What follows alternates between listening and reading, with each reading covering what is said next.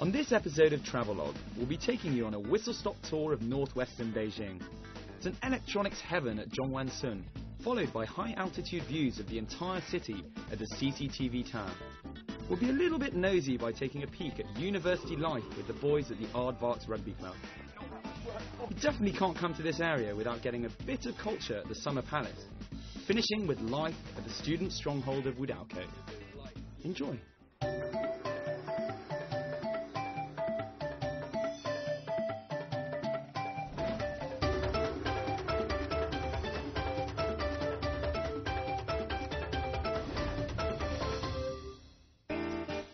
Beijing, ancient capital, modern metropolis, the home of emperors, and the heart of a great cultural tradition.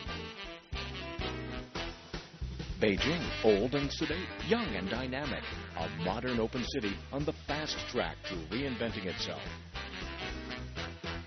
Beijing, where two worlds mingle. Being Beijing is experiencing the life, seeing the sights, sampling the culture. That's being Beijing.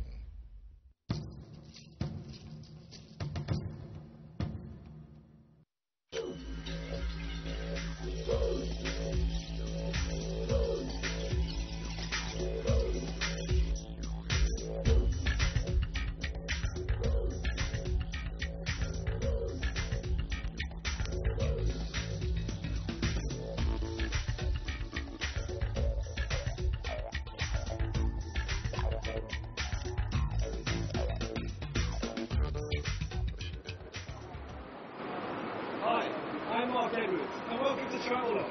I'm in the northwestern part of Beijing, in an area more commonly known as the Silicon Valley of China. Zhongwansun, a technological haven where some of China and the world's largest IT companies reside. For most first-time visitors, Beijing is a wonderful surprise. If you come expecting tradition and culture, you will also find a vibrant, modern city. If you expect to see a sprawling cosmopolitan, worthy of its place as one of the world's superpowers, you will definitely be treated to some history and a deep sense of heritage. Make your way up to the Haidian district, and you'll find these two worlds side by side. The capital's answer to California's Silicon Valley sits almost on top of China's oldest and most revered universities. It is home to two of the most famous universities in China, Tsinghua and Beijing. Along with more than 70 other institutions of higher education and 232 scientific research institutions, Zhongwansun is the most scientist and engineer-intensive place in China. Its similarities with the US Silicon Valley come mostly from the sourcing of the graduates directly into jobs within big Zhongwansun-based companies. Right, well, you'll be spending a lot of time in taxis, most likely, during your stay in Beijing. Here's a few pointers. Firstly, the meters start between 10 and 11 kuai, depending on the time of day. And make sure you pick up the receipts at the end, because that's the only way you'll be able to track down any stuff if you do leave it in the taxi. And finally, and probably most importantly, don't be scared to hand over your telephone to the driver who can speak to a person at your destination. They're used to that. I mean, they know that a lot of foreigners don't speak Chinese, so give that a go. When as a technological hub, Zhongwansun really is Beijing's main electronics market. The place you come to buy all the gadgets, phones, laptops, computers, consoles, and pretty much anything you've ever needed to make your life faster, easier, or at any rate more leisurely. Well, I was just getting some printing questions out of the way, but I've walked into one of the dozens of tall buildings here in Zhongwansun, and it really is an electronic heaven. So for all you gadget geeks out there, when you're in Beijing, come to Zhongwansun. You can find just about anything. Have a look around. Here we've got laptops, Apple Macs. You can even charge your iPod if you're running low on batteries. It's not the only thing that you can find in these buildings, not just computers. I'm here on the computer floor, but if you go upstairs, we've got mobile phones, downstairs computer games, but don't be scared about having to barter. Not all of these shops make you come up with a price. For instance, here, they give you the price. So this is the lowest. You can't go lower than that. You can't barter with them. But at least you know you'll be getting the price that you asked for. 10,999 kuai for this laptop. But if you do want to cut your bargaining teeth, there are many buildings where you can do that. At the end of the day, whether you're a budding amateur photographer, a weekend stay-at-home computer game nut, a gym freak who can't exercise without his iPod, or the average guy who just needs his laptop fixing, Zhongwen Ⅴ is the place to come for all things electronic. Zhongwen Ⅴ is where all you geeks and gadget lovers out there can take revenge for the countless weekends you've been dragged around the shops by your girlfriend. It's payback time. Well, I'm feeling a little peckish after a hard session of bargaining. And one of the great things about Zhongwen Ⅴ is you'll always be able to find nice little restaurants directly next to the electronics stores. Very practical. That said, it does also provide good common ground on the culinary front. Like anywhere else in Beijing, you'll be able to find every type of food to satisfy even the pickiest of palates. I decided to try out a couple of places so that I could provide a more in-depth analysis of the food situation in this part of town. The things I have to do. First stop, a wonderfully intricate Chinese duck restaurant situated in the heart of Zhongwen Ⅴ. This place follows the traditional basic layout of Chinese restaurants, with big tables in the middle, flanked on the sides by private rooms. You'll find that in Beijing, you often don't have to pay for one of these private rooms. Simply book in advance. This particular restaurant was unfortunately closed when I arrived, which is normal for the bigger eating establishments. They tend to stick to the 11 a.m. to 2 p.m. lunchtime schedule. That said, many of the smaller restaurants tend to be more flexible, with a sizable amount staying open 24 hours a day. No eating for now, though. I'll make a more desperate choice when my stomach starts munching on itself. Dear distinguished guests, welcome to Central Radiant Television Tower. The 405 meters elevator tower is the highest in Beijing. We will take you to the open air observation platform first, then go down 13 meters and into the Olympic. Next stop is the CCTV tower. Located just off the 3rd ring road on the northwest side of the city, the tower is a hidden gem. When you come up to it, you have quite literally found the needle in the haystack. It's a bad pun on its appearance, but still. If this were any less of a city, with fewer attractions, I think the tower would feature much more prominently in tourist promotions. As it is, there are so many things to see in Beijing, especially of historical and cultural interest, that the poor old tower tends to get overlooked. But it's definitely worth it. Interestingly enough, having been up the Eiffel Tower, I get a very similar feeling when I reach the top of this one. I'm in no way comparing the two, just saying that I love the open-air 360-degree view of an entire city. Okay, personal recommendation. If it's a clear and sunny day like it is today, come here. Come to the CCTV tower. We're up at 238 meters and the wind is blowing. I'm even jumping in the wind. Look how much I move. It's beautiful. The whole of Beijing sprawling across me. Another feature at the top of the tower is that there are signs with the distances to some of the world's most famous sites, so you can actually see how far and in which direction the Eiffel Tower is. Again, you have a good chance to combine tourism with some gastronomic activity. Below the observation deck is a revolving restaurant where you can enjoy a 5-star Sino-Western buffet whilst Beijing revolves around you. Clearly out of luck when it came to finding Chinese food, I decided to go for some foreign food instead, and I headed to Wudalco, a brisk taxi ride along the 3rd ring road. With its cosmopolitan mix of residents, Wudalco has an extremely diverse range of restaurants. I got a tip from a friend that there is a delicious Indian restaurant tucked away in the Wu, as it is sometimes affectionately known by the foreign students there. As I walk into Ganges, I'm struck by the authenticity of the place. I'm even greeted by the familiar face of Shilpa Shetty, the Indian Bollywood star who famously won the Celebrity Big Brother series in the UK. More importantly, I'm starving and looking forward to some good grub.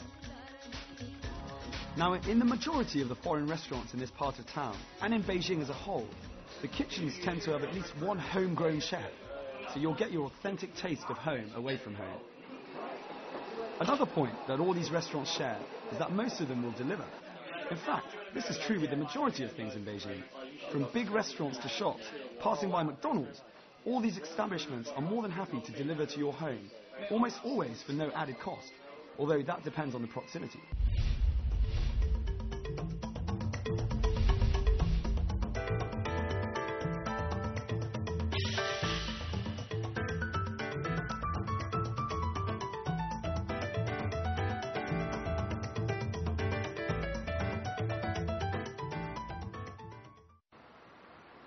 Beijing is broken up by ring roads, so it's very easy to find your position according to these. Just think of it as one giant grid with the Forbidden City at its centre. There are sculpting in time cafes dotted throughout Beijing. This one, however, is special. That's mainly due to its proximity to the universities, as well as being on the outside of Huaqingjiayuan, a residential complex shared by foreigners and Chinese. This results in a place where people come overwhelmingly to study, but also to have a chat with friends or meet a language exchange partner. It's a cultural melting pot, where it can really be said that East meets West. There's free wireless, so many people come here simply to check their emails.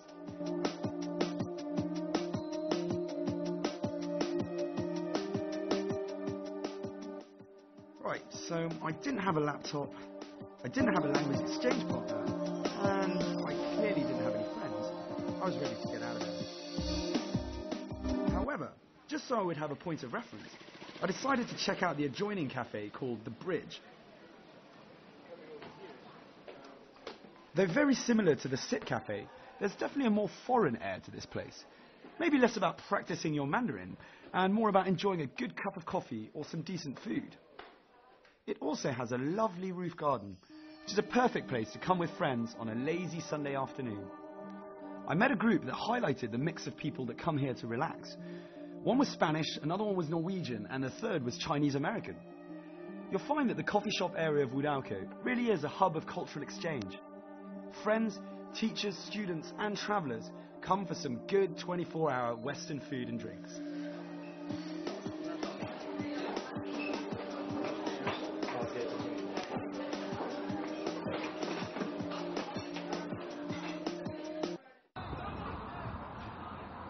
Oh God, I'm so not going to make it.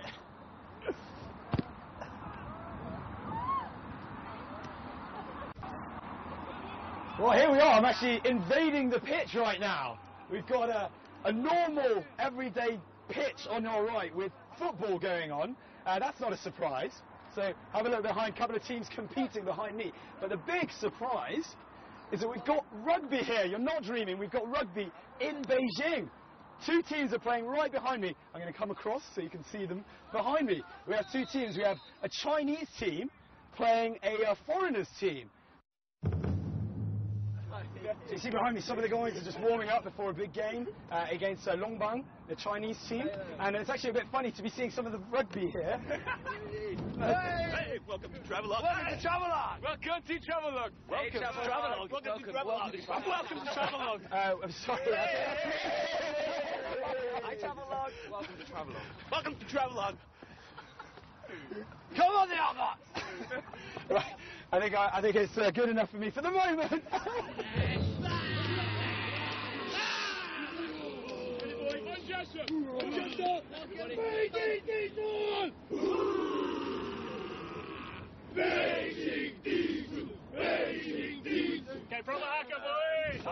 I was very surprised to find that not only is rugby very much alive in Beijing, but there is actually a league here.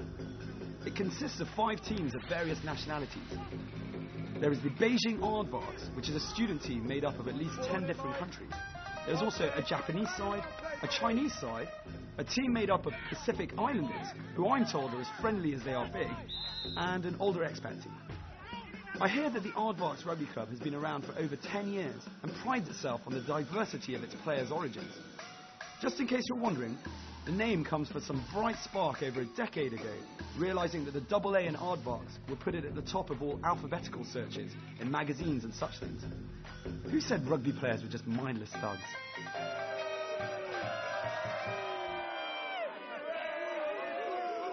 Having seen some fast-paced, hard-hitting rugby, as well as all the wonderful camaraderie that comes afterwards, I decided it was high time to go and see the universities where many of these people study.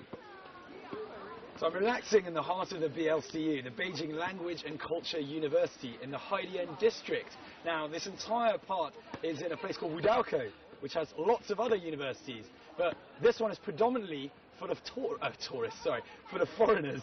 And the foreigners can come here for a short-term or long-term courses. We've got 1-week courses, 1 month, or an entire year. You can pick up your own degree here.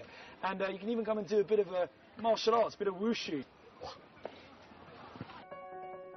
Well, continuing on from our hidden treasure theme, it really turns out that my decision to explore a few of the universities was a good one.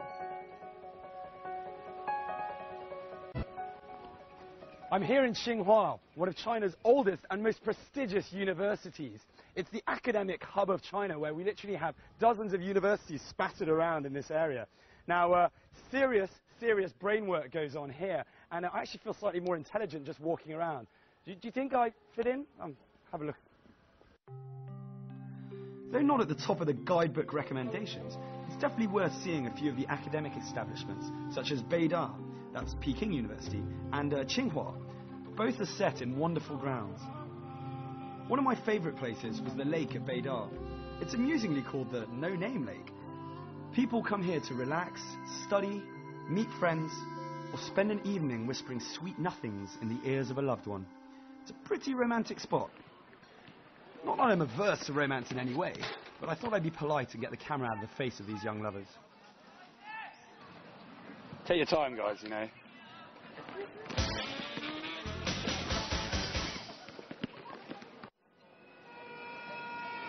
As the main student area, Wudaoko is renowned for cheap beer and late-night partying. So if drunk college kids are your thing, head there. I'm just kidding. It's a fun place anyway. Those are the characters for Wudaoko, if you're wondering.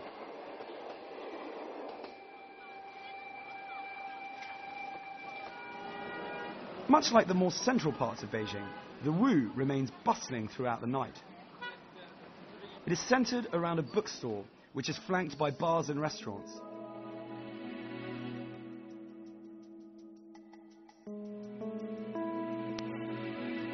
Well, in any case, I was done with books and technology for the day and was ready to hit the beers. Seeing as I was in the area, I thought it would be a perfect time to catch up with some friends. They happen to live right at the heart of Wudaoko, so let's go. There are literally thousands of students from abroad who come to Beijing to study Mandarin. Some do this as part of an exchange program at their respective universities. Pippa, Lara, Gus and Lawrence are 4 such students who are studying at Beida and have come here on an exchange from Oxford University for a year. They very kindly let me snoop around their house for your viewing pleasure, so enjoy. In terms of rent, it costs them 13,000 renminbi a month. That said, they do live in a pretty luxurious apartment that's even equipped with a rooftop garden. Whatever happened to slumming it up as a student? But when you compare rental prices to Europe, 3,000 kwai a month each seems an absolute bargain. Definitely the kind of place I'd want to live in. Wow. Beautiful, beautiful rooftop balcony. Actually, wait, can we get a bit of light, see me? Actually, but don't focus on me. Go and check out some of the sights out there.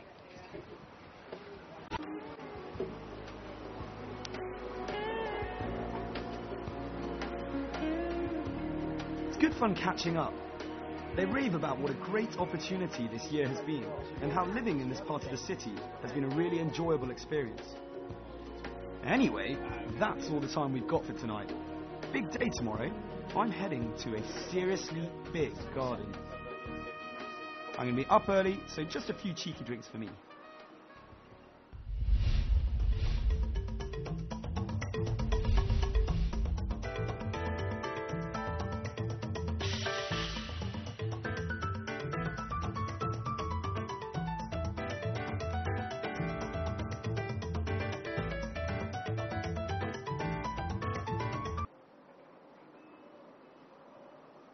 Situated on the western outskirts of the Haidian district, the Summer Palace is 15 kilometers from central Beijing. It's one of the capital's most visited sites and teems with tour groups from all over China and beyond. The Summer Palace occupies an area of 2.9 square kilometers, 3/4 of which is water. Once a playground for the imperial court, it is an opulent mixture of over 3,000 structures, including palace temples, gardens, pavilions, lakes and corridors. The Summer Palace is the archetypal Chinese garden and is ranked amongst the most noted classical gardens in the world. In 1998, it was listed as a World Heritage Site by UNESCO. This area was known as the administrative area, though the Summer Palace was almost solely used as a place of relaxation for the ruling royalty. In fact, the work area was only added because an emperor enjoyed his time too much here. Therefore, he moved his office here so that he could spend as much time as possible. You can spot the administrative area from the decorations and symbols outside.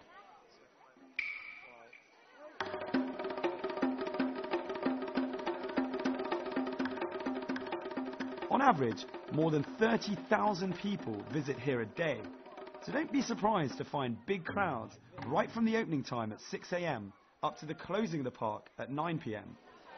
Now, when you come to the Summer Palace, I thoroughly recommend that you spend at least half a day here, simply because there are so many things to see. Now, I've been taken around to an area that's almost solely dedicated to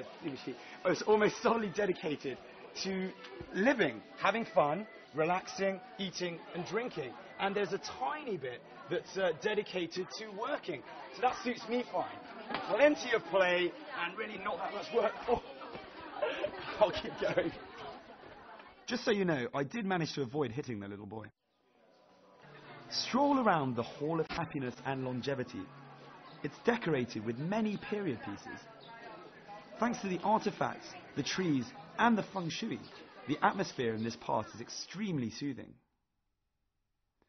Despite the big crowds, there are a few quiet spots, so when you find one, take it all in like I am. I'm in the living quarters, which might as well have the motto, no work and lots of play. This suited me just fine. It also leads onto the Changlan, which means literally the long corridor. This shaded walkway is decorated with some 10,000 painted scenes, each one different, and sits alongside the refreshing looking Kunming Lake. Feeling hungry? I always am. So head to the Imperial Restaurant. Its Chinese name is Tingli Guan, which basically means listen to the birds singing hall. Did you hear that? That wasn't edited in, I swear. Anyway, it's grand, and you can even sit at a chair or table once used by emperors and empresses. A restaurant like this requires prior reservation, and by that, I don't mean ringing up the day before. Interestingly enough, you don't order any of the food. What you do is you dictate your price range, and the exquisitely crafted foods are chosen for you. My price range, unfortunately, dictated some noodles from a smaller restaurant outside, but I was happy to see the true food of royalty. Look how delicately made everything is. It seems almost more like art than food. Personally, I'd feel guilty ruining such masterpieces with my mouth, though being the polite gentleman I am, if I was offered a taste, I wouldn't turn it down. I am starving, but I've been told this is strictly off limits, purely for your viewing pleasure rather than my eating pleasure. So I'm gonna be a good boy.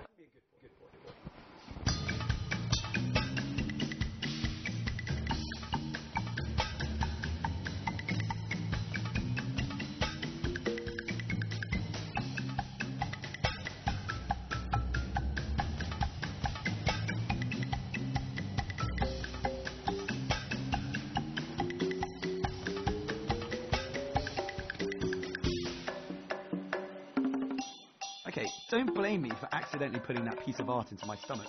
I think it's safer there. The Kunming Lake is one of the main attractions of the Summer Palace. It can be explored by boat during the summer or skated over during the winter. Hire out a boat and you can lethargically spend a day on the water or explore the sights on the lake. You can hire out small two-man boats all the way up to large party boats. Don't miss the highly photogenic 17-arch bridge or the stunning Jade Belt Bridge. As there's so much to see in this area, don't fall into the trap of spending all your time on the water. Make your way up to the Buddhist Incense Tower. It's one of the best preserved and brightest parts of the Summer Palace. Above all, it's the highest. So for all you budding amateur photographers out there, do not miss this one. You can capture an entire area ranked amongst the most noted and classical gardens of the world.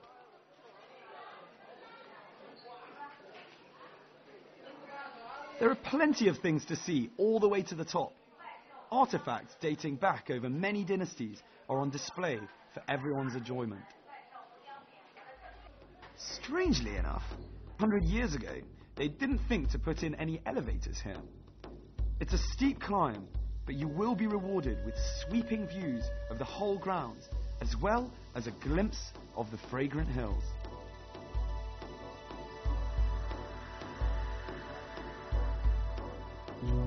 It's a perfect time to sit, catch your breath, and take in the beauty of this magnificent place. It's simply stunning.